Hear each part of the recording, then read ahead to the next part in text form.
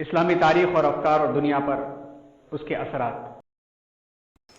اعوذ باللہ من الشیطان الرجیم، بسم اللہ الرحمن الرحیم۔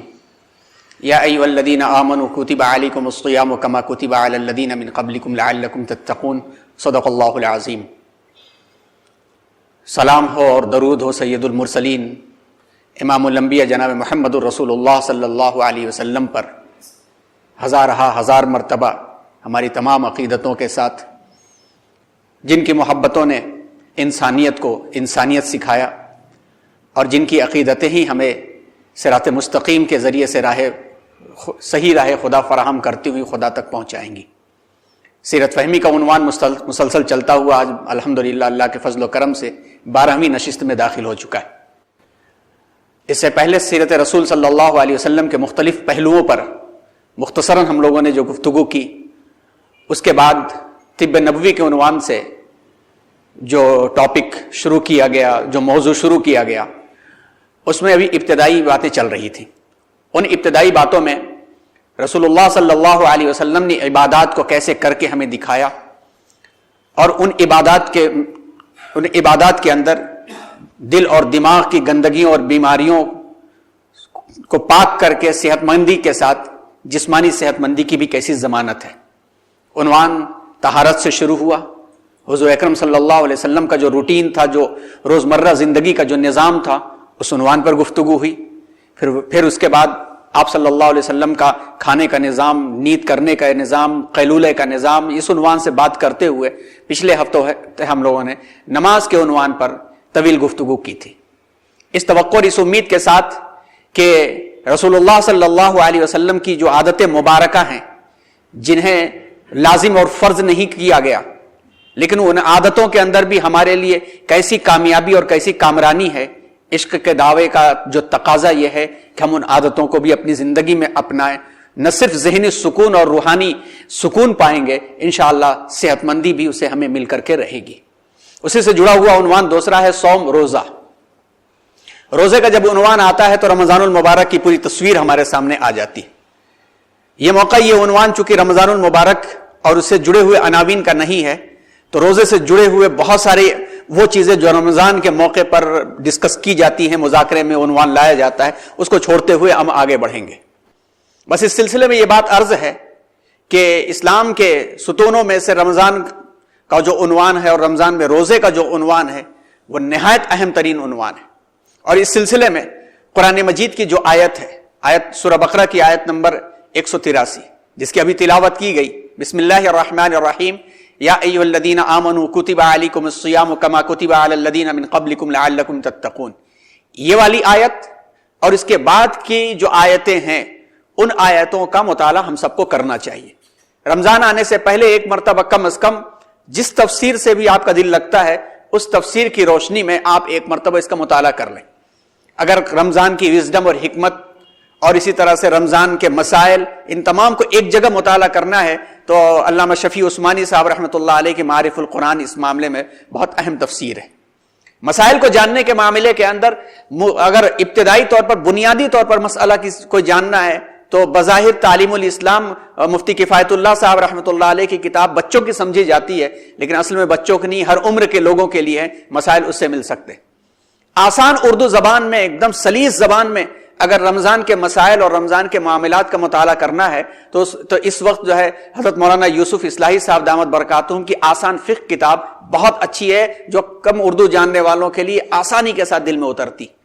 اور ایسے ہی ایک کتاب ہے جس کتاب کا نام ہے ارکان اربعہ، 4 پلرز، مولانا سید ابو الحسن علی ندوی رحمۃ اللہ علیہ کی وہ شرح آفاق کتاب ہے، جس میں انہوں نے نماز، زکوٰۃ، روزہ اور حج، ان چاروں کی وزڈم بیان کیا ہے۔ تعجب ہوتا ہے، حضرت سے ہم لوگوں نے بھی استفادہ کیا ہے، اور ان کی تحریروں کو پڑھنے سے تعجب ہوتا ہے کہ حضرت نے باقاعدہ کسی یونیورسٹی میں تعلیم حاصل نہیں کی، لیکن دیگر زبانوں کا اور دیگر ادیان کا ایسا کمپیریزن اور موازنہ پیش کرتے ہیں کہ حیرت ہوتی ہے کہ ایک انسان اتنی کتابیں لکھنے والا اتنی ذمہ داریوں کے ساتھ یہ کیسے کام کرتا ہوگا۔ روزے کا جو عنوان ہے، اس کو آپ جب پڑھیں گے تو اس عنوان کے اندر روزے کی اہمیت کے ساتھ ساتھ اس کی حکمت کی، روزے کی حکمت کیا ہے، پھر ہمارے بزرگوں کے اقوال، امام غزالی سے لے کر کے ابن قیم رحمۃ اللہ علیہ اور دیگر حضرات، ابن تیمیہ وغیرہ کے اقوال بیان کیے گئے۔ پھر روزہ دیگر مذاہب میں کتب علیکم الصیام کما کتب علی الذین من قبلکم، کہ تم سے پہلے کے لوگوں پر بھی روزہ فرض کیا گیا تھا، تو کس قوم میں کس طرح کا روزہ تھا ان کے حوالوں سے انہوں نے پیش کیا۔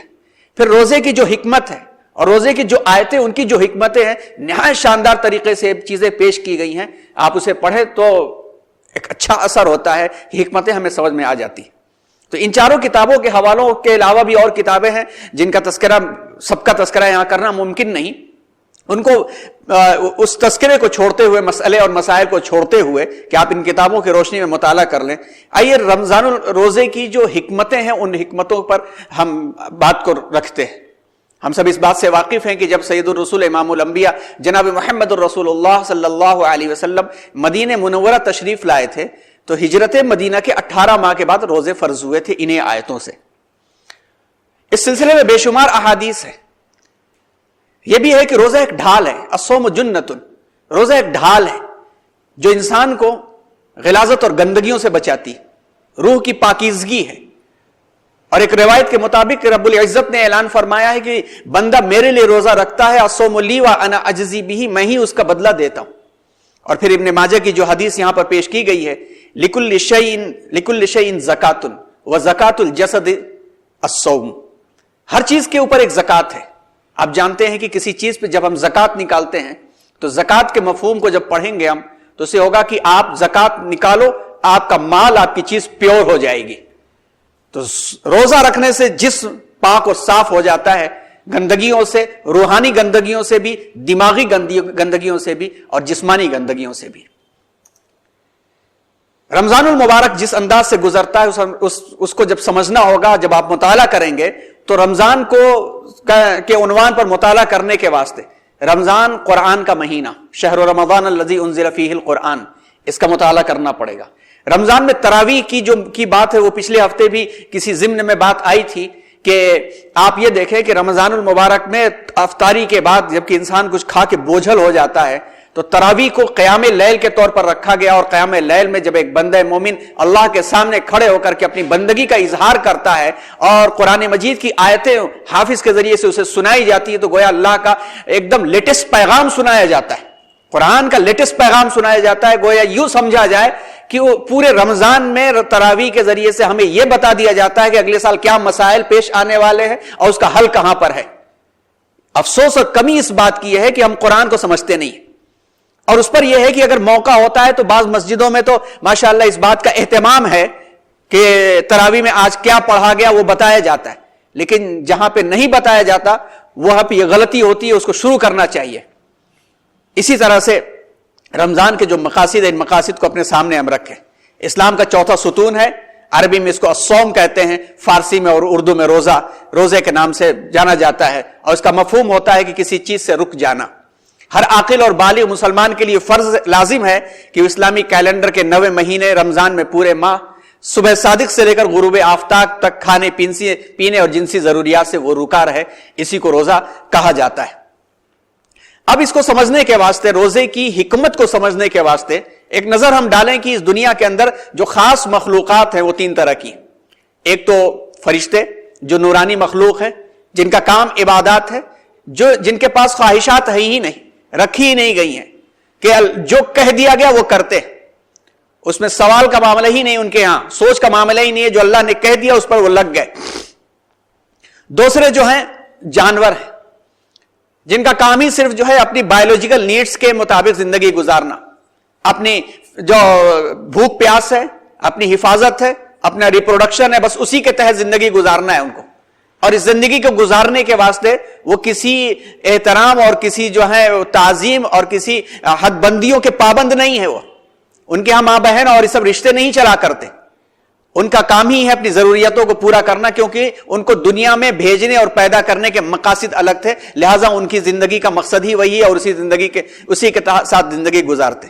تیسری جو مخلوق ہے انسان کے اندر اللہ تعالیٰ نے دونوں صفات رکھی، اور ان صفات کو بہترین طریقے پر ایک حضرت محدث دہلوی رحمۃ اللہ علیہ، جن کو شاہ ولی اللہ محدث دہلوی رحمۃ اللہ علیہ کہا جاتا ہے، انہوں نے اپنی کتاب حجت اللہ البالغہ میں بہترین طریقے پر اس کی تفصیل کی کہ انسان کے اندر دونوں کوالٹی ہے۔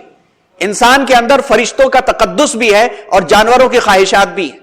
اب انسان کو یہی بیلنس دیا گیا ہے کہ وہ فرشتوں کے تقدس کو اپنی زندگی میں، گریٹنس کو اپنی زندگی میں وہ غالب رکھے، اور جانوروں کی جو کوالٹیز ہے اپنے اندر وہ مغلوب رکھے۔ دونوں صفات انسان کے اندر رکھی گئی ہیں۔ اس بات کی بھی تعلیم دی گئی کہ وہ کھانا پینا صرف ضرورت کے تحت کرے، اور اللہ کی اطاعت، اللہ کے بندوں کی خدمت میں فرشتوں کی صفت کو اپنے اندر غالب رکھے۔ اس کوالٹی کے اعتبار سے روزے کا مقصد اب سمجھ میں آتا ہے کہ پورے سال انسان جسمانی ضرورت کی تکمیل میں اتنا گم ہو جاتا ہے کہ اصل پیغام کو بھول جاتا ہے۔ یہ کس پیغام کے تحت اسے دنیا میں بھیجا گیا تھا اور انسان بنایا گیا؟ اپنی خواہشات کی تکمیل میں، کھانے پینے میں۔ روزے کے ذریعے سے ایک ماہ یہ تربیت دی جاتی ہے کہ اپنی خواہشات نفس پہ قابو پا کر جانوروں کی عادتوں کو اپنے اندر وہ مغلوب کر لے، اور تقوی، اللہ کی محبت اور قربت کے لیے وہ راہ ہموار کر لے۔ تو گویا رمضان ایک تربیت گاہ ہے، جس تربیت کے اندر اس کو اپنے اصل مقصد کی طرف واپس پہنچایا جاتا ہے، اور اس اصل مقصد کے حصول کے لیے جو رسول اکرم صلی اللہ علیہ وسلم کی یہ حدیث ہے کہ روزہ جسم کی زکات ہے، جیسا کہ ابن ماجہ کی حدیث پیش کی گئی، اس کا مفہوم صاف طور پر یہ ہے کہ جس طرح زکات مال کو پاک کر دیتی ہے، اسی طرح روزہ جسم کی زکات ہے۔ اس کے ادا کرنے سے جسم تمام بیماریوں سے پاک ہو جاتا ہے، جھوٹ، غیبت، حسد، بغض جیسی باطنی بیماریوں سے بھی اسے نجات مل جاتی ہے۔ یہی وہ بیماریاں ہیں جو بیماریاں کبھی کبھی جسمانی بیماریوں سے بھی زیادہ مضر ثابت ہوتی۔ جسم کمزور ہے تو اپنے لیے نقصان دہ ہے، مگر دل اور دماغ اگر گندا ہے اور کمزور ہے تو پوری سوسائٹی اور معاشرے کے لیے گندگی اس کی جو ہے نقصان دہ ثابت ہو جائے گی۔ آج پوری دنیا میں جو بھی تاریخیں ہیں، چاہے وہ آپ دیکھیں ہٹلر اور نیپولین کی تاریخ سے لے کر کے، انگریزوں کی تاریخ سے لے کر کے آج کے ہٹلرزم تک دیکھیں، ان تمام چیزوں کے اندر یہی بیماریاں ہیں، جو بیماریاں اپنے آپ کو بچانے کے واسطے پوری انسانیت کے لیے ناسور بنتی چلی جا رہی ہیں۔ یہ مسلم سماج میں بھی یہ بیماریاں آ چکی ہیں۔ خواہشات کو نہ دبا پانا سب سے بڑی بیماری ہم مسلم سماج کی ہے، جس کا اظہار ہم سب کو شادی بیاہ کے موقع پر ہوتا ہے۔ شادی بیاہ کے موقع پر جب ہوتا ہے، اس وقت خواہشات کے میں اتنا ہم گم ہو جاتے ہیں، ایک ایک کر کے ایک کے آگے زیرو بڑھتا چلا جائے، زیرو بڑھتا چلا جائے تو لاکھوں بیماریاں ہمیں غیر اسلامی لگ جاتی۔ جس موقع پر ایک اہم ترین عظیم عبادت کی طرف رہنمائی دی جا رہی ہے، اس موقع پر اس عبادت کو بھول کر کے تمام کام خواہشات نفس کے تحت ہوتے، جس کا آپ دیکھیں تو اسلامی میں چیزوں میں اس کا تذکرہ مل جائے گا۔ اور بے وجہ بلا وجہ ایسی قوم جو قوم ہر وقت رو رہی ہوتی ہے کہ ہمارے بچوں کو جاب اپرچونٹیز نہیں مل رہی ہیں، ہمارے بچوں کے لیے پروفیشنل لائف ڈسٹرب ہو رہی ہے، ہمیں لوگ جو ہیں ہمارے کاروبار پر اثر پڑ رہا ہے، اور وہ قوم جب مل جل کر کے شادی بیاہ کی مجلسیں سجاتی ہے تو ایک معیاری میڈیم لیول کی شادیوں میں 15 سے 20 لاکھ روپے خرچ کر کے بھی وہ خوش نہیں رہتی۔ تو ایسی قوم کی خواہشات کو روکنے کے واسطے روزہ ایک ایسی چیز تھی جس روزے کے پیغام کو ہم نے بھلا دیا۔ یہ بہت بڑی بیماری ہے، جس بیماری کے خلاف مل جل کر کے لڑنے کا کام ہے، لیکن مسئلہ یہ ہے کہ جب کوئی شخص لڑنے کے لیے قدم بڑھائے تب تو لڑائی ہوگی، اپنے آپ کو بچانا چاہے تب تو انسان دوسروں کی فکر کرے گا۔ اگر سنت کے اصول کے مطابق روزہ رکھا جائے، اگر سنت کے اصول کے مطابق روزہ رکھا جائے تو روزہ ہمیں جسمانی صحت مند بھی بناتا ہے۔ یہاں پر ایک بات یاد رکھیں کہ ہمارا جیسا روزہ ہم رکھ رہے ہیں، اس روزے کو دیکھ کر کے کالجز اور اسکولوں کے جو بچے روزہ نہیں رکھ رہے ہیں، یہ ایک بہت بڑا لمحہ فکریہ ہے، ایک واقعہ، اور یہ سچا واقعہ ہے، اور یہ اسی ملک کے کسی علاقے کا ہے کہ ایک بچہ گھر واپس آیا اور آنے کے بعد اس نے کہا کہ اب آئندہ سے ہم روزے نہیں رکھیں گے، اس لیے کہ 14 سے 18 سال کے درمیان میں روزہ رکھنے سے نشو و نما جو ڈیولپمنٹس ہیں وہ رک جاتے ہیں، اور اس وقت برابر کے ڈیولپمنٹس اگر نہیں ہوئے تو پوری زندگی جو ہے کمزوری باقی رہتی۔ سائنٹیفک طریقے سے استاد نے سمجھا دیا۔ اب اس کو کون سمجھانے والا کہ تاریخ اٹھا کر کے دیکھ لو، چیزیں اٹھا کر کے دیکھ لو کہ بھوکمری سے لوگ زیادہ، بھوک سے لوگ زیادہ مرتے ہیں کہ کھا کھا کر کے تل تل کر کے لوگ زیادہ مرتے ہیں۔ اس کے پہلے بھی بات آئی تھی کہ کسی علاقے میں فاقہ کشی سے کوئی مرتا ہے تو وہ نااہلی ہوتی ہے حکومت کی اور آس پاس کے پڑوس کے لوگوں کی ہوتی۔ عمومی طور پر بھوک سے مرنے والوں کی تعداد کم ہوتی ہے، کھا کھا کر کے مختلف بیماریوں سے مرنے والوں کی تعداد بہت ہوتی۔ جس وقت کورونا نیا شروع ہوا تھا اس وقت ایک لسٹ ڈالی گئی تھی جس میں سال بھر میں کینسر سے مرنے والے، शुगर से मरने वाले, हार्ट अटैक से मरने वाले। ये शुगर और हार्ट अटैक, ये दो बीमारियां ऐसी हैं जिन बीमारियों के तह में देख लें तो खाना ही नजर आता है अक्सर तरीके पर, अक्सर हमें खाना ही नजर आता है। और इससे एक बड़ी तादाद है जो इससे नबुर्दाजमा हो रही है और झेल रही है। रमजान का मामला यह है कि रमजान के महीने को हमने खाने वाला महीना बना लिया। ट्रेन में एक साथी सवाल करने लगे, घर जाते वक्त में गैर मुस्लिम भाई सवाल कर रहे थे, अरे भाई आप लोगों का वो खाने वाला महीना कब आएगा? पहले तो समझ में नहीं आया कि भाई ये खाने वाला महीना कौन सा है। हमने समझा कि भाई ईद वाला होता है, ईद में तरह तरह के पकवान, सेवैयां। ईद नहीं, वो नहीं, ईद में तो सेवैयां बनती मालूम है, वो जो इसमें रात भर आप लोग खाते हैं। तब अंदाजा हुआ कि अच्छा तो रमजान को कह रहे हैं। हाँ, वो रमजान में माइक में बोल बोल के जो आप लोग खाते हैं वो वाला महीना बहुत अच्छा होता है। इतनी डिशेस पकती हैं कि जगह जगह जाके हमें तो खाने में बहुत मजा आता है।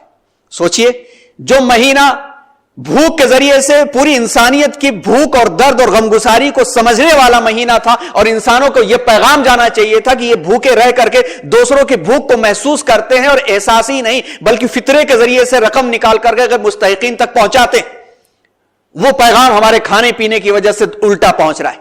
और जाहिर सी बात है कि जब हम सहरी के वक्त में इतना खा लेंगे कि 10-12 बजे तक खट्टी डकारें आती रहें, फिर उसके बाद अफ्तारी में इतना खा लेंगे कि तरावी में बगल में खड़ा हुआ शख्स जो है अजीब अजीब चीजें महसूस करने लगे हमारी डकारों से, तो जाहिर सी बात है कि कहां जिस्मानी सेहतमंदी मिलेगी।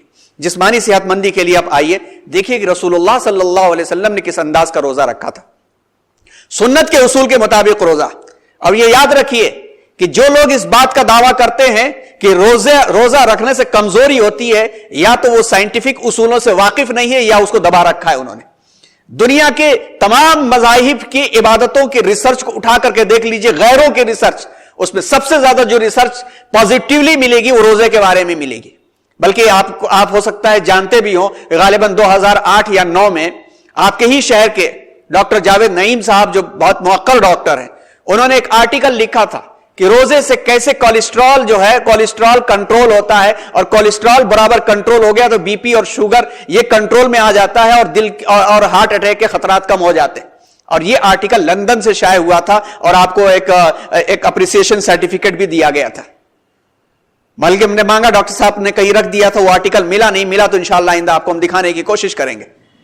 दुनिया में सबसे ज्यादा इसके बारे में मुस्बत तरीके पर रिसर्च हुई है, और मुहक्किकीन ने माना है। मुहक्किकीन माने या ना माने, हम उस लिए रोजा नहीं रखते। हमारे आका सल्लल्लाहु अलैहि वसल्लम ने कह दिया है तो हम उस लिए रोजा रखते हैं, और उन्होंने जो कह दिया है, रूहानी इलाज के साथ साथ जिस्मानी इलाज उसके अंदर है, चाहे दुनिया माने या ना माने। सच तो वो है जो रसूलुल्लाह सल्लल्लाहु अलैहि वसल्लम ने कह दिया। आप सल्लल्लाहु अलैहि वसल्लम कैसे रोजा रखते थे ये देखिए। रसूलुल्लाह सल्लल्लाहु अलैहि वसल्लम का सेहरी और इफ्तारी के लिए खाने का कोई खास मामूल नहीं था कि हरीरे ही खाना है और लस्सी ही पीनी है और बिरयानी खाना है, कोई मामूल नहीं था। बस आप इतना ही तनावुल फरमाते थे जिससे आपकी कमर सीधी रह सके। सेहरी के लिए आप कोई मखसूस खाना आपका नहीं था। एक तो आप जानते हैं कि मयसरी कितना होता था, और यकीनन रमजान में तो कम से कम मदीने मुनव्वरा में तो जन्नत से दस्तरखान आ सकता था ना, बिल्कुल, अरे हर वक्त के लिए आ सकता था। इसके पहले भी हमने बात की, हजरत मूसा अलैहिस्सलाम हाथ उठा दे तो मन्नो सलवा आ जाए, सैयदना ईसा अलैहिस्सलाम दुआ कर दे तो आसमान से मायदा नाजिल हो जाए, सईदुर रसूल जो अल्लाह ताला से मिल करके आए हैं, क्या जन्नत के पकवानों को अपने घरों में अपने उम्महातुल मुमिनीन और हजरत फातिमा रजी अल्लाह ताला अन्हा के हाथों से नहीं पकवा सकते थे? जरूरत ही नहीं थी, जिब्रील आकर के दस्तरखान लगा देते। लेकिन आपका जो तर्ज मुबारक था वो हम सब के लिए, कि आपने गुर्बत अपना करके गरीबों को, गुरबा को एक मकाम दे दिया कि गरीब दुनिया में अपने आप को कभी नीचा ना समझे, कि हमारे रसूल सल्लल्लाहु अलैहि वसल्लम ने भी फाका किया है। और इस फाका कशी का मामला रमजानुल मुबारक में भी आप सल्लल्लाहु अलैहि वसल्लम के इसी तरह से रहता था कि खजूर का इस्तेमाल ज्यादा करते थे। अबू दाऊद की हदीस में यह रिवायत भी मिलती है कि मोमिन की बेहतरीन सहरी खजूर है। खजूर के ऊपर भी रिसर्च आ चुकी है, अगले हफ्ते से इंशाअल्लाह वो उन्वान शुरू हो गया। मजीद रिसर्च करें कि खजूर के अंदर कितने बैलेंस डाइट पाई जाती है, मुतवाजिन ग़िज़ा के तमाम अनासिर खजूर के अंदर पाए जाते हैं, तमाम अनासिर पाए जाते हैं। तो खजूर का इस्तेमाल आप सल्लल्लाहु अलैहि वसल्लम करते थे, और रोजेदार के लिए ताजा खजूर से इफ्तार करना भी मुस्तहब है, और आमतौर पर हम सबका मामूल भी है कि माशाअल्लाह खजूर खा करके पानी पीते हैं, उसके बाद वाला भूल जाते हैं कि उसके बाद क्या करना है। उसके बाद से फिर वो जो चीजें चलती हैं कि 20 लोगों की फैमिली है और महीने भर में 50 लीटर तेल खा जाते हैं वो लोग। सबकी बात क्यों कहें, अपने घर ही की कह रहे हैं हम। अगर ताजा खजूर ना मिले तो फिर खजूर से रोजा खोल ले, अगर ये भी मयसर ना हो तो पानी से रोजा खोल ले। ابو داؤد ترمذی نے حضرت انس رضی اللہ تعالیٰ عنہ سے روایت کیا ہے کہ رسول اللہ صلی اللہ علیہ وسلم نماز پڑھنے سے پہلے یعنی مغرب کی نماز سے پہلے تازہ کھجور کھا کے روزہ افطار کرتے تھے. اگر تازہ کھجور نہ ملے تو چھہارے جس کو سوکھی کھجور کہا جاتا ہے اس سے افطار کرتے. اگر یہ بھی میسر نہ ہو تو آپ پانی کے چند گھونٹ پی لیا کرتے تھے. یہ طرز مبارک تھا. اگر اس طرز پہ روزہ رکھا جائے تو جسمانی صحت مندی یقینی طور پر حاصل ہوگی, جیسے کہ ریسرچ اسکالرز نے ہمیں ثابت کیا ہے. آگے کچھ اقوال بھی پیش کریں گے, اس سے پہلے دیکھ لیں کہ آپ صلی اللہ علیہ وسلم نے کس طرح سے روزے رکھے ہیں. ان سنت کے مطابق اگر ہم نے روزے رکھنے شروع کر دیے تو ہمیں کتنا فائدہ ملے گا. آپ دیکھیے رمضان کے روزے 29 یا 30 روزے, اس 29 اور 30 روزوں کے اندر کم سے کم کھانا ہے. اب کم سے کم کھانے کے اندر جسم کے کتنے زہریلے مادے ہمارے درست ہوتے ہیں, کچھ آگے کے اقوال سے بھی بات ثابت ہوگی. پھر اس کے بعد آپ صلی اللہ علیہ وسلم نے رمضان المبارک کے بعد اب منہ کھل گیا, جس کا مطلب نہیں ہے کہ پورے مہینے بس اس کی کسر پوری کر ڈالیں ہم. اس میں بھی ہمارے لیے 6 روزے مستحب قرار دیے گئے کہ پورے سال روزے کا ثواب مل جائے گا. عید کے فوراً بعد بعض لوگ جو ہیں عید الفطر کے اگلے دن سے 6 روزے رکھ لیا کرتے ہیں. بعض لوگ جو ہیں بیچ بیچ میں گیپ کر کے پورے مہینے میں 6 روزے مکمل کرتے ہیں, جس کی فضیلت بھی آئی ہے. اسی طرح سے آپ دیکھیے یوم عاشورہ کا روزہ ہے 9ویں 10ویں یا 11ویں محرم کی. ایسے ہی جو ہے غیر حاجی کے لیے یوم عرفہ کا روزہ ہے. ایسے ہی ایام 20 یعنی چاند جب سب سے زیادہ چمکیلا ہوتا ہے, جس کو 13, 14, 15 کی تاریخ کہتے ہیں, اس میں حضور اکرم صلی اللہ علیہ وسلم کا معمول تھا روزہ رکھنے کا. پھر ہر ہفتے پیر اور جمعرات کا روزہ تھا. یہ روزے آپ صلی اللہ علیہ وسلم نے عمل کے ذریعے سے ہمیں دے دیے ہیں کہ اپنی زندگیوں میں اپنے آپ میں اپنی ول پاور یعنی اللہ کے احکام کے مطابق اپنی خواہشات کو ڈھالنے کے واسطے سنت کے مطابق اگر ہم نے روزے رکھ لیے تو ہمیں 3 فائدے ملیں گے.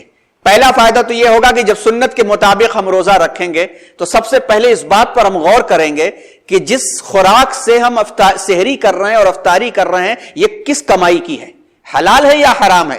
ایک بات پر غور کریں گے تو انشاءاللہ حرام کمائیوں سے ہم دور ہو جائیں گے.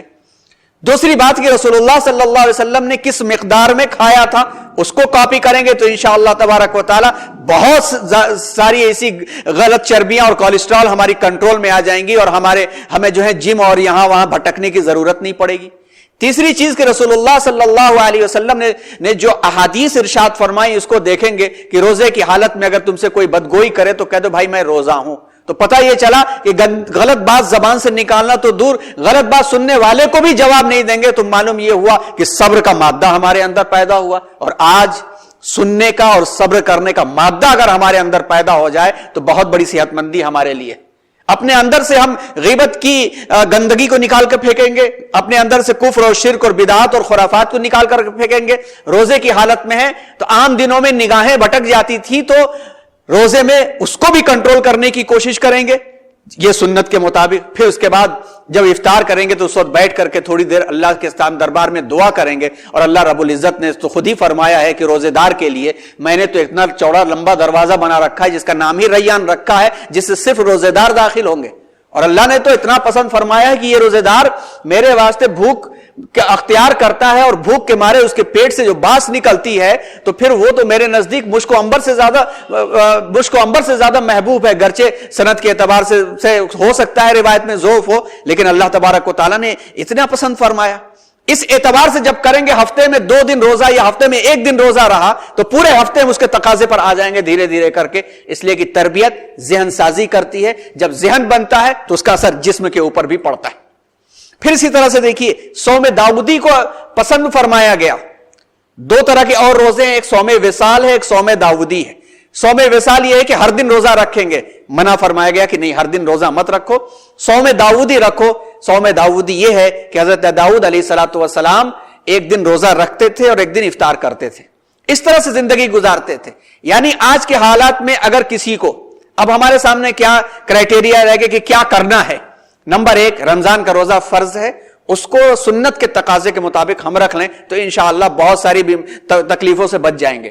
دوسرا یہ ہے کہ اگر جنک فوڈز ہم بہت استعمال کر رہے ہیں, تیل اور کنٹینٹس ہمارے بہت استعمال ہو رہے ہیں, پھر اسی طرح سے کیمیکل والے فروٹس ہم بہت استعمال کر رہے ہیں, تو ان کے زہر سے ہمیں بچنا ہے تو کیا کرنا چاہیے. آئیے ہفتے میں 2 دن روزہ رکھ لیں ہم. انشاءاللہ اس کے زہریلے مادوں سے بچ جائیں گے. بس وہی کھجور کھا کے کھجور سے افطار والا معاملہ. پھر یہ ہے کہ کسی وقت میں ایج کے کسی موڑ پر ہمیں محسوس ہو کہ ہماری کولیسٹرول بڑھ رہی ہے, پیٹ بڑھ رہا ہے, چربی بڑھ رہی ہے, وزن بڑھ رہا ہے, تو جم جانے کے بجائے 1 مہینہ صوم داؤدی رکھ لیں. جم جانے کے بجائے 1 مہینہ صوم داؤدی رکھ لیں کہ ایک دن افطار کریں اور اس میں بھی تیل اور آئلی چیزیں چھوڑیں, وہ چیزیں کھائیں جو رسول اللہ صلی اللہ علیہ وسلم نے کھائی تھی. ایک بنا سکتے ہیں, 1 مہینے کا بنا لیں, اور اس میں دیکھیں کہ حضور صلی اللہ علیہ وسلم نے چوکر والے جو ہے آٹے کو پسند کیا ہے بغیر چھانے ہوئے. ہر شخص آج میڈیکل سائنس والا جانتا ہے, ڈاکٹر کہتے ہیں کہ بغیر چھانے ہوا آٹا کھلاؤ, اس کا ہاضمہ درست ہو گیا. حضور صلی اللہ علیہ وسلم نے کھیرا اور کھجور کا استعمال کیا ہے, تو آئیے اب اس کا استعمال کریں, ایک دن روزہ رکھیں, انشاءاللہ جم جانے کی بھی نہ ضرورت پڑے گی, نہ کسی ڈاکٹر کے پاس جانے کی ضرورت پڑے گی. یہ سارے ہمارے پاس سمجھ لیجئے کہ طب نبوی میڈیکل سائنس کے اندر ہمارے پاس دی گئی ہیں چیزیں. بس ہمارے پاس کوئی ایسی اکیڈمی نہیں ہے جو میڈیکل ڈاکٹروں کو سامنے رکھ کر کے اور احادیث جاننے والے ایکسپرٹس کو سامنے رکھ کر کے ریسرچ کرا کر کے ایک نتیجے پر پہنچ کر کے اپنے مریضوں کو مشورہ دینے لگے. آپ حضرات کر سکتے ہیں ماشاءاللہ, مساجد کے تحت آپ کا کام ہوا, اللہ آپ کے کام کو بہت آگے لے جائے, کیونکہ مقصد ہمارا مسجد ہے تو ہمارا سلسلہ رسول اللہ صلی اللہ علیہ وسلم سے جڑا ہوا ہے, اور ماہرین کی ایک تعداد ماشاءاللہ موجود ہے, بڑے بڑے علماء موجود ہیں. تو آئیے طب نبوی کا عنوان کا ایک ڈپارٹمنٹ کیوں نہ کھول لیا جائے, اور اس میں مشورہ دیا جائے کہ بھائی آپ دیکھو تہجد کے وقت اٹھ جاؤ, صبح کے وقت میں چلو پھرو, ایک انشاءاللہ ایک خاکہ کسی محاضرے میں پیش کیا جائے گا. آج اتنی گنجائش نہیں ہے, مگر ہم نے مشورتاً یہ بات کہہ دی, آپ اپنے انداز کو دیکھیں کہ ایک نئی چیز جب شروع ہوئی ہے تو وہی نئی چیز اس کی بنیاد پہ جائے کہ پتہ چلے کہ ہاں بھائی یہاں سے ہم پوری انسانیت کے لیے خدمت کر رہے ہیں نبوی میڈیکل سائنس کے ذریعے سے. تو بات آ گئی کہ سنت کے اصول کے مطابق روزہ کس طرح سے رکھا جا سکتا ہے. ایلن کاٹ ایک یورپین محقق ہے, اس نے fasting as way of life کے اندر روزے کے بارے میں بہت اچھی باتیں لکھی ہیں. اس نے, ہم یہ بات بار بار کہہ رہے ہیں اور پھر سے کہہ دیں کہ ان کی باتوں سے ہمیں روزے کی اہمیت نہیں ہے, ہمیں تو صرف اور صرف اس لیے کہ ہمارے آقا نے ہمیں فرمایا ہے, اللہ نے حکم دیا ہے, اور اسی میں صحت ہے. دنیا مانے گی, دنیا سورج کو سورج نہ کہے تو سورج کا کوئی قصور نہیں ہے. ہاں اگر سورج کو وہ ریئلائز کرتے ہیں تو کبھی کبھی ان کی باتوں کو ہم پیش کر سکتے ہیں کہ بات سچ برحق وہی اور اچھی مانی جاتی ہے جس کا اعتراف اس کے نہ ماننے والے کریں. یہ ایلن کاٹ نے تحقیق میں لکھا ہے, fasting brings a wholesome physiological rest for the digestive tract and central nervous system and normalize metabolism. ہم سب جانتے ہیں کہ میٹابولزم کے ذریعے سے کیا ہوتا ہے, انابولزم اور اس کے 2 قسمیں, کیٹابولزم اور میٹابولزم. یہ جو تعمیری عمل ہوتا ہے, یہ تعمیری عمل ایک لیول پر ہو تو انسان کی صحت ٹھیک ہوتی ہے. یہ میٹابولزم کا سسٹم تھوڑا سا ڈسٹرب ہوا تو کتنی بھی دوا کھا لے گا اس کو ہاضمہ اس کا صحیح نہیں ہوگا. روزے سے انسان کے نظام انہضام یعنی میٹابولزم کا عمل اور دماغی نظام کو مکمل طور پر آرام ملتا ہے, اور غذا کے ہضم کرنے کا عمل نارمل حالت میں آ جاتا ہے. بھائی اگر کسی کا ہاضمہ خراب ہوتا ہے تو آج ڈاکٹر بھی کہتے ہیں کہ بھائی اپنی خوراک کم کرو. اگر سنت کے مطابق رکھیں گے روزہ تو یقیناً آپ سمجھ لیجئے کہ نظام ہاضمہ تو واقعی مضبوط ہو جائے گا. Prescription from natural healing article میں ڈاکٹر جیمز بالچ امریکہ کی انڈیانا یونیورسٹی کے محقق ہیں, وہ لکھتے ہیں کہ روزے سے زہریلے مادوں کی صفائی ہو جاتی ہے. روزے کی وجہ سے چونکہ جسم خوراک کو ہضم کرنے میں مشغول نہیں ہوتا, معدے کی طرف اس کی مصروفیت زیادہ نہیں ہوتی, اس لیے جسم کے لیے ممکن ہو جاتا ہے کہ وہ اپنے اندر زہریلے مادوں کو خارج کر سکے, جس سے جسم کو شفایابی حاصل ہوتی. جو ایکسٹرا لپڈ ہوتی ہے, ایکسٹرا جو چکنائی ہوتی ہے, اور کولیسٹرول جو ہوتی ہے جو ہماری شریانوں میں اور رگوں میں جمتی چلی جاتی ہے, وہ کنٹرول میں اور قابو میں آ جاتی ہے. روزے سے جسم اور خون کی کیمسٹری پر برے اثرات بھی نہیں پڑتے, اس کی بھی ریسرچ ہوئی ہے. روزے سے جو جسم پر اثرات مرتب ہوتے ہیں ان میں سب سے زیادہ خون کے روغنی مادوں میں ہونے والی تبدیلیاں ہیں.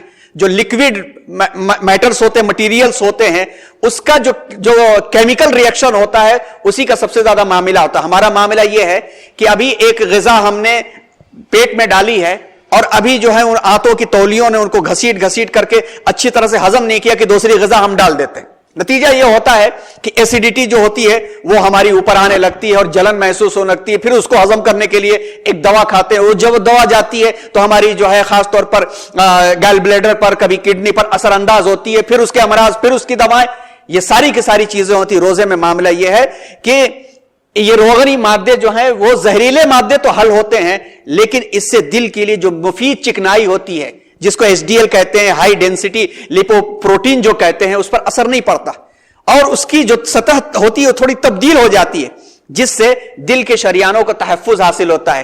دل کی جو رگیں ہیں ظاہر سی بات ہے کہ اس میں بلاک ہوتا ہے, تو پھر جو ہے اوپن ہارٹ سرجری ہوتی ہے, یا تو پھر جو ہے وال لگایا جاتا ہے. یہ ساری کی ساری چیزیں ایسی ہوتی ہیں کہ جب رگوں کے اندر یہ دشواریاں اور پریشانیاں ہوں, دن میں روزہ کے دوران خون کی مقدار میں کمی آ جاتی ہے, جو پریشر ہوتا ہے وہ کم ہو جاتا ہے, یہ اثر دل کو فائدہ فراہم کرتا ہے, اس سے ہمیشہ بڑھے ہوئے خون کی سطح کم رہتی ہے. اسی پر عمان یونیورسٹی کے محقق ڈاکٹر سلیمان نے سن 1404 ہجری میں ایک ریسرچ کیا, رمضان میں ایک ریسرچ کیا, جس کو the effects of fasting during Ramzan by doctor Suleman, November 1987 کے نام سے یہ پیپر ریسرچ بھی یہ شائع بھی ہوا تھا. انہوں نے کیا کیا, اس کا خلاصہ یہ ہے کہ رمضان کے شروع میں 24 مرد اور 26 عورتوں کو لے کر کے ٹیسٹ شروع کیا گیا.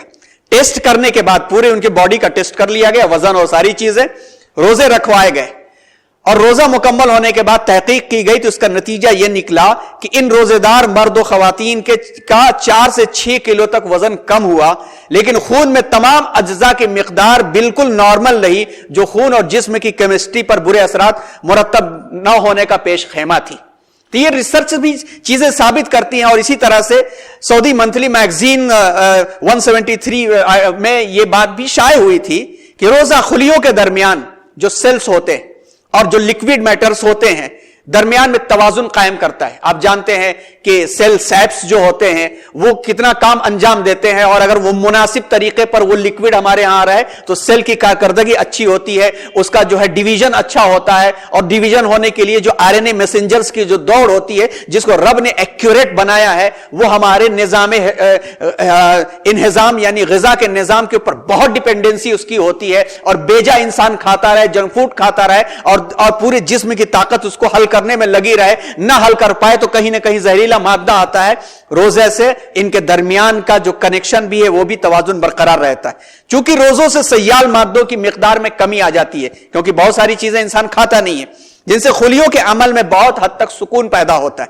یہ بات سمجھ میں آئی کہ روزے سے ہیلپر ٹی سیل کی مقدار بڑھ جاتی ہے, اور ہم سب جانتے ہیں کہ ان کی اہمیت کیا ہے. جب ان کو ضرورت پڑتی ہے, جیسے فیلڈ مارشل آرمی ہوتی ہے نا, ان کی مانند ہوتی ہے جو جسم کے تمام دفاعی خلیوں کو کنٹرول کرتے, اس میں داخل ہونے والے جسم کے ہر قسم کے جراثیم کے خلاف جنگ کی تیاری کرتے. گویا جب جسم بھوکا رہتا ہے تو جسم جب بھوکا رہتا ہے تو اپنے آپ وہ ایک ڈیفنس پاور تیار کرتا ہے, جس کو اس انداز سے کہا گیا ہے, آگے ہائبرنیشن کا بھی ایک تذکرہ ہے. اسی طرح سے دماغی امراض سے بھی دوری ہوتی ہے. یہاں پہ ایک بات بھی ہم سمجھتے چلیں, بیمار ہو جانے کے بعد یہ چیزیں اپلائی کریں گے بے جانے بوجھے تو اور نقصان ہوگا. بچوں کو 14 سال کی عمر سے رکھوانا شروع کر دیں گے تو انشاءاللہ بہت ساری چیزوں سے بچے بچ جائیں گے. شرط یہ ہے کہ سنت کے مطابق رکھیں اپنے بچوں کو, پھر وہ چٹورا پن, اور پھر سحری کھانے کے بعد افطاری سحری کھانے سے پہلے افطاری کھانے کے بعد رات بھر جو ہے وہ کھلائیں نہ, اور یہاں کے پکوڑے, وہاں کی چٹنیاں, اور یہاں کی نہاریاں, وہاں کے کلچے, ان چیزوں سے اگر ہم دور رکھیں تو انشاءاللہ یہ وہ لوگ ہیں کہ آپ دیکھیں کہ دور نبوی صلی اللہ علیہ وسلم کے بعد 200-300 سال کے اندر مسلمانوں نے جو کام انجام دیا تھا, 90-100 سال کی عمریں ہو گئی تھی, مگر ان کا قوت حافظہ ایک بچے کی طرح تیز ہوا کرتا تھا. امام ترمذی علیہ رحمہ کا یہ واقعہ بہت مشہور ہے کہ 70-80 سال کی عمر گزرنے کے بعد ان کی آنکھ کی بینائی متاثر ہو گئی تھی, دکھائی نہیں دیتا تھا. ایک مرتبہ بہت زمانے کے بعد ایک سفر پہ جا رہے تھے, اونٹ پر یا گھوڑے پر غالباً بیٹھے ہوئے تھے, اور ایک لوگ آگے پیچھے شاگرد تھے کہ رہتے تھے شاگرد, ایک جگہ سے جاتے جاتے اچانک جو ہے وہ جھک گئے ایسے, اور ایسے اب سیدھے ہو گئے. شاگردوں نے پوچھا, حضرت کیا یہاں تو کوئی پیڑ ویڑ ہے بھی نہیں؟ کہا نہیں, میں سر نہیں جھکا تو میں ٹکرا جاتا ڈال سے. اب شاگردوں نے روک لیا, کیونکہ حدیث کو لینے والے جو شاگرد حضرات تھے نا اتنا زیادہ کیئر کرتے تھے کہ اگر ایک آدمی کے دماغ میں شک پیدا ہو گیا تو اسے حدیث نہیں لیتے تھے کہ کہیں غلط بات نہ بتا دے. اب لوگ رک گئے کہ بھائی ان کو تو نسیان ہونے لگا, الزیمیر ہو گیا, ان کو بڑھاپے کی بیماری ہو گئی, اب جو ہے ان سے حدیث لیا جائے یا نہ لیا جائے. تو انہوں نے کہا کہ حضرت یہاں کوئی پیڑ نہیں ہے. کہا نہیں بھائی یہاں پہ پیڑ ہے. کہا نہیں حضرت سبھی گواہی دے رہے پیڑ نہیں ہے. تو وہاں پہ قافلہ روک دیا گیا. یہ طے ہوا کہ اگر پیڑ کا وجود یہاں ثابت نہیں ہوا تو ان سے لی ہوئی حدیثیں واپس کر دی جائیں گی. گاؤں کے پرانے لوگوں کو بلایا گیا. غالباً 20 سال 25 سال پہلے کا واقعہ تھا کہ امام ترمذی وہاں سے 20 سال 25 سال پہلے گزرے تھے. تو ایک درخت تھا اور اونٹ سے یا گھوڑے پر بیٹھ کے گزرنے میں ڈال سر سے ٹکراتی تھی, سر جھکا کے گزرنا پڑتا تھا. گاؤں کے لوگ آئے, انہوں نے بتایا کہ ہاں یہاں پر درخت تھا اور لوگوں کا سر ٹکراتا تھا, اس لیے جو ہے سر جھکا کے گزرنا پڑتا تھا. تو اتنا حافظہ اتنا قوی تھا. اور یہ قوت جو ہے یہ ایسے ہی نہیں تھی کہ معجزے کے ذریعے سے حضور نے فرما دیا تھا کہ ہو جائے تو ہو جائے, ایسا نہیں ہوا تھا. یہ وہ عبادات کے نظام تھے اور روزے کی ان کی پابندیاں ایسی تھی کہ اس کے ذریعے سے آج سائنس نے اس بات کی ریسرچ کی ہے کہ بچپن سے جو روزہ رکھنے کا عادی ہوگا وہ بڑھاپے میں پہنچتے وقت میں دماغی امراض کا شکار نہیں ہوگا. آج ہم اپنے بچوں کو صرف اس ڈر سے روزہ نہیں رکھواتے کہ نہیں ایگزام پہ اثر پڑ جائے گا اور اس کے اسکول کے ورک پہ اثر پڑ جائے گا. یاد رکھیے کہ کبھی اثر نہیں پڑتا, الٹا اثر پڑتا ہے. 27 سال کی عمر میں بھولنے کی بیماریاں شروع ہو چکی. نئی ریسرچ جو آئی ہے سائنس کی وہ یہ ہے کہ بڑھاپے کے اثرات نوجوانوں میں 27 سال کی عمر سے شروع ہو چکے ہیں. اور اکثر ان لوگوں کی اکثریت ہے جنہوں نے روزہ نہیں رکھا ہے. مائیں ارے بھائی بیٹا اسکول جائے گا تو بھوکا رہے گا. اس کے پہلے جن لوگوں نے بھوکے رہ کر کے ریسرچ کی ہے وہ بڑے بڑے سائنٹسٹ اور انجینئر بنے ہیں.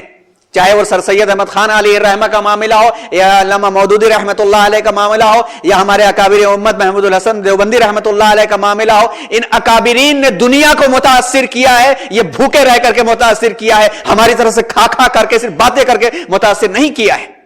اپنے بچوں کو روزہ رکھوائیں اور یقین مانیے کہ دینے والا اللہ ہے. اور روزے کی حالت میں چونکہ ہمارے بچوں کا چٹورا پر اتنا بڑھ چکا ہے کہ اس کی وجہ سے ان کے جو ٹیسٹ برڈ ہیں وہ دماغ کو پریشان کر دیتے ہیں اور روزہ بہت لگنے لگتا ہے ان کو. اگر بچوں کو روزہ رکھوانے کی عادت ڈال دی جائے تو ایسی ول پاور آئے گی کہ دماغ سے پڑھائی کی طرف لگے گا, کھانے کی طرف نہیں لگے گا. روزے سے کبھی آپ حضرات جن کی عمریں ماشاءاللہ 40-50 سال ہو چکی ہیں وہ خود جانتے ہیں کہ روزہ رکھ کر کے کسی چیز پر اثر نہیں پڑتا.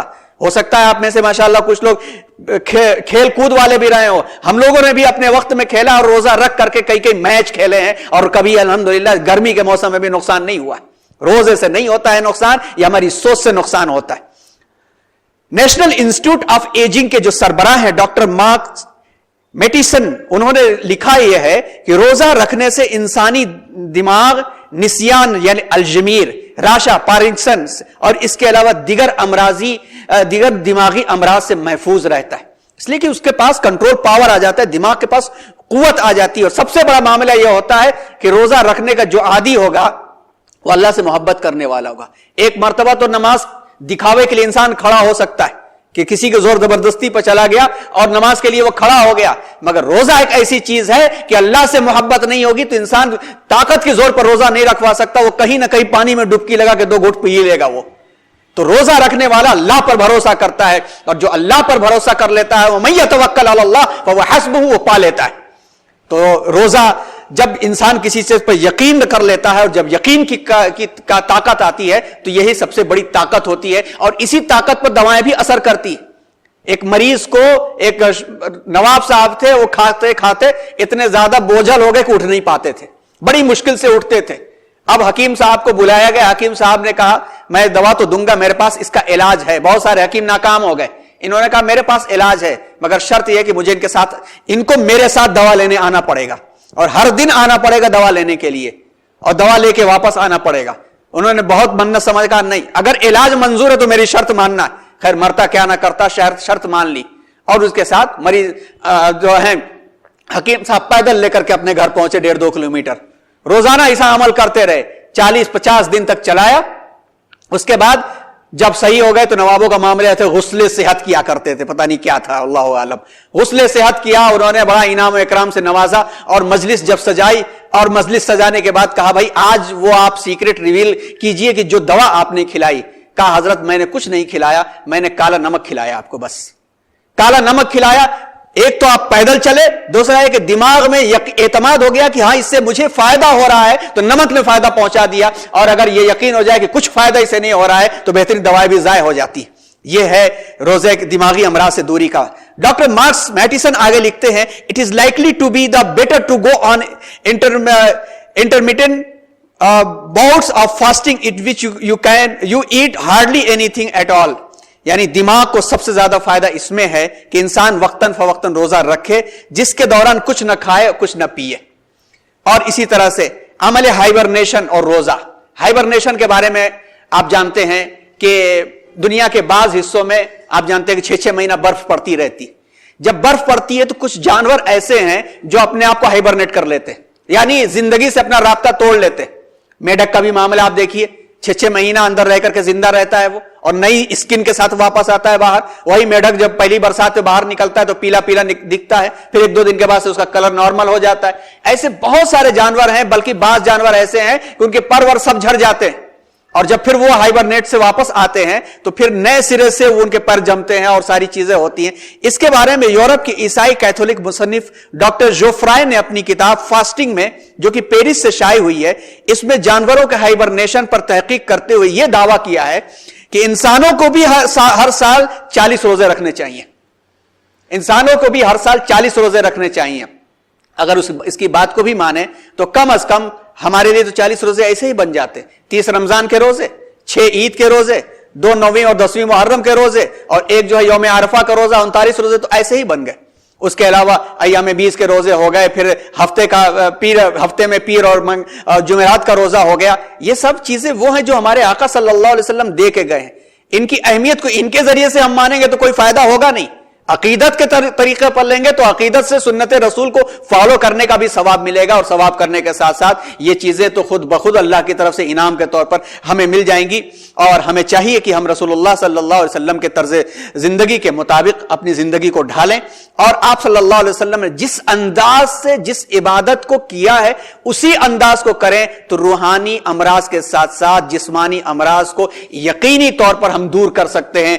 آج کے زہریلے مادے اور معاشرے کے اندر بھی کہ کیا کھا رہے ہیں ہمیں پتہ ہی نہیں ہے۔ پھل کھا رہے ہیں تو اس میں کون سا زہر ملا ہوا ہے، بیٹی بیگن کھا رہے ہیں یا یہ کہ ہم ٹومیٹو کھا رہے ہیں، ہمیں پتہ ہی نہیں ہے۔ ان معاملات کے اندر بھی رسول اللہ صلی اللہ علیہ وسلم نے جو طرز اپنایا ہے، جو ہدایات دی ہے، ان کو غور کرے تو سمجھ میں آتا ہے کہ لقد کان لکم فی رسول اللہ اسوۃ حسنہ۔ جس کے دل میں ایمان ہے اس کے لیے ہر اعتبار سے آئیڈیل اور نمونہ ہے تو صرف اور صرف رسول اللہ صلی اللہ علیہ وسلم کی ذات مبارکہ ہے۔ اللہ تبارک و تعالی ہم سب کو رسول صلی اللہ علیہ وسلم کے طرز اور طریقے پر عبادات کرنے کی توفیق عطا فرمائے، آمین۔ سبحان اللہ بحمدہ، سبحان اللہ العظیم۔